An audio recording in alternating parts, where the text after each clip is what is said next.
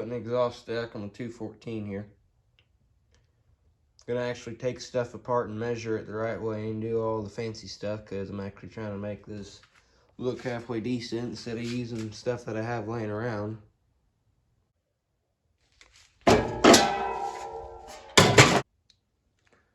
Just going to thinking here, if I can get a 45-degree elbow coming off, well, that's loose.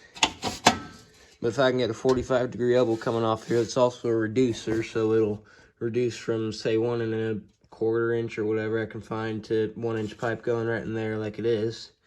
Then that'd be good, because then I can have a larger exhaust pipe coming up the side, make it look a little cooler. I'm not trying to make it have a big old exhaust pipe and the sicky dopey exhaust tip to make it sound like a Yeti farting through a trash can. But if I can have it just be like 1/4 inch bigger in diameter, that'd be a little bit more desirable, I guess. But anyway, I'm gonna take the stock muffler off, attempt to get the, I don't know what you call that piece, the threaded elbow thing right there off, and then go from there as far as measuring stuff goes, I guess.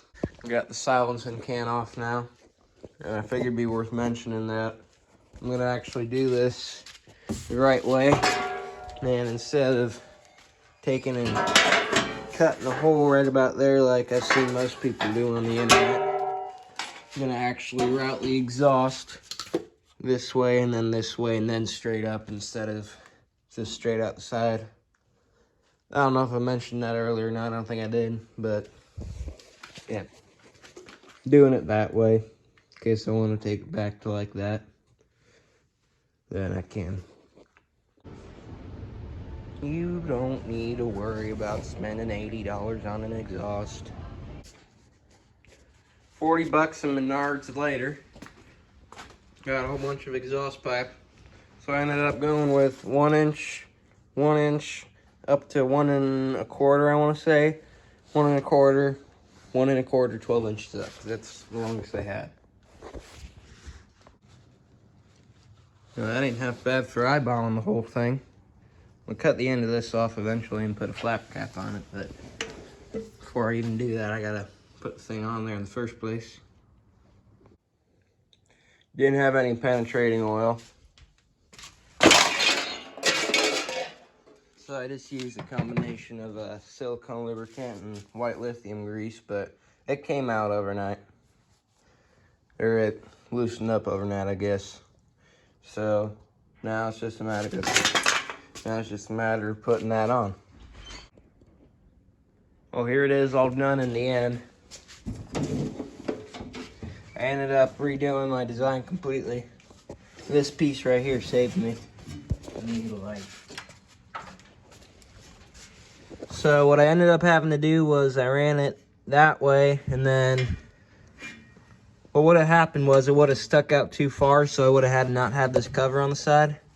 So I ended up having to route it downwards, then put it to a bigger pipe right there, and then route it that way and then up. So, sorry, that might not have made sense, but there's a good view of it in case someone else wants to do the same. So that's like a 1 inch close, 1 inch 45, 1 inch 2 or 3 inches long, 1 inch 90-degree elbow, and then to the reducer to a 90, to I think that was 5 or 6 inches, 90 straight up. So, yep, there you go. I've not fired it up yet, as you can tell. So, fixing to do that here in a second. Battery's an absolute turd, so we got to use that thing. And yeah, I believe it might have a 45-degree elbow or a 90-degree elbow to put on here to keep rain from going in it. Otherwise, I can just use freaking can or something. That can't got spark plugs in it. Use a can or something. Some with a keen eye might have noticed that the air filter ain't on there. And I'm here to let you know, you don't need to worry about an air filter. Ran an extra wire to the engine there. It's red, but that's fine. I don't care.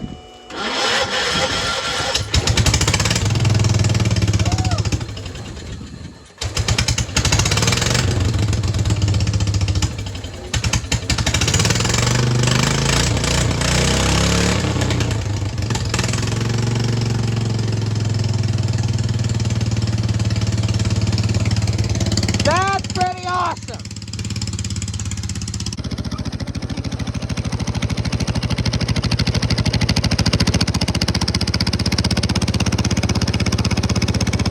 Smells like burning oil a little bit, but that's just coming off the pipe, so it's fine.